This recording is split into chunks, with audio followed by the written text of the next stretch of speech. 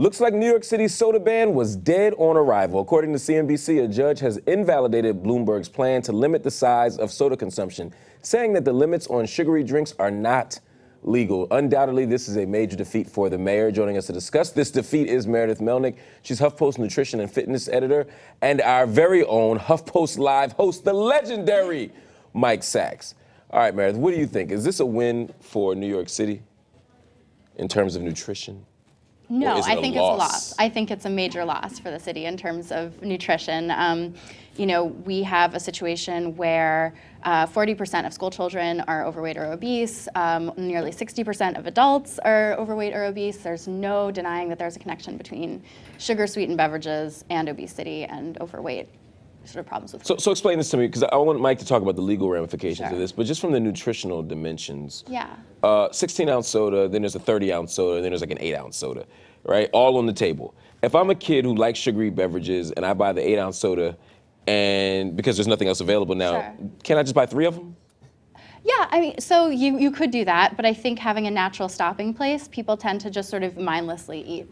And there's something particular about sugar consumption via liquid that makes you less likely to stop because you don't reach that point of satiety. Gotcha. So I like that word, satiety. I just learned a new word. We are using that. That is going into my next segment. Absolutely. Yeah, that's what you get for talking to researchers all day.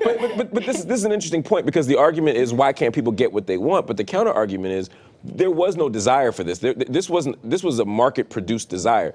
No one was saying, well, these 16-ounce drinks aren't enough.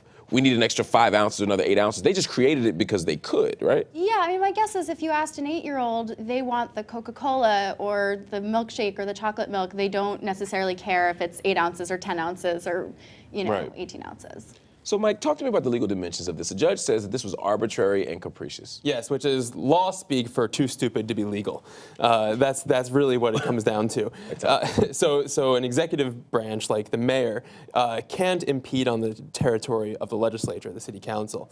And the judge found that this was the city council's turf, and they never granted the mayor such broad swaths of authority to do such a thing. So the arbitrary and capricious comes in because they said, well, this law is so shot through with exceptions, right? 7-Eleven has an exception. In one city block, you can get a 32-ounce in one place where you can't get it in another place. That they don't ban refills. That they don't ban lattes. So because there's so many exceptions, it don't make sense to me. I mean, so if they had made an ironclad nothing over X ounces with no exceptions, would this have gone through?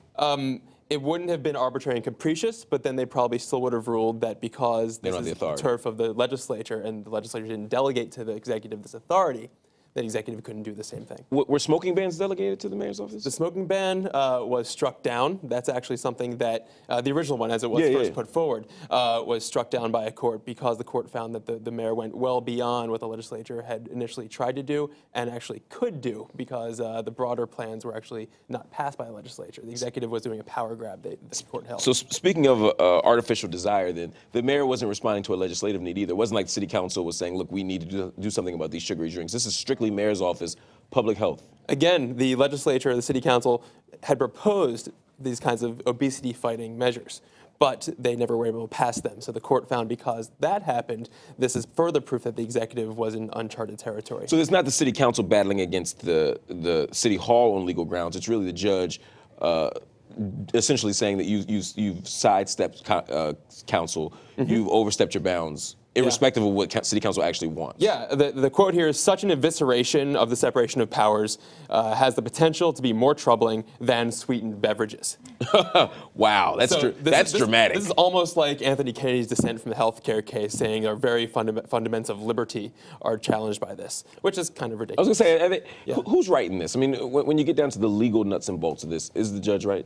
I don't know enough about New York law, but I can tell you that he's not outside of his bounds in ruling the way he did, but the mayor's office will likely appeal, and if the Court of Appeals in New York chooses to reverse, they probably won't be outside their bounds either. Fair enough. It's a close question.